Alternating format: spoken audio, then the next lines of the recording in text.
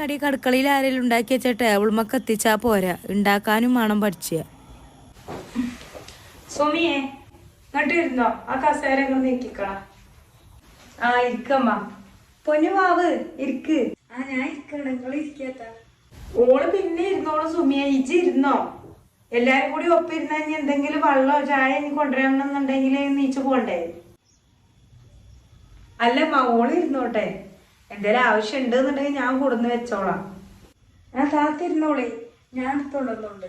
ആ ഓള് പിന്നെ ഇരുന്നോളും. ഈ ഇരുന്നോ, ഇങ്ങോട്ട് നീങ്ങിരുന്നോ. അതിപ്പം അത് കുഴപ്പമില്ല, ഞങ്ങള് കഴിച്ചോളേ. ആ അജ്ജ് വെളുക്കിരുന്നോ.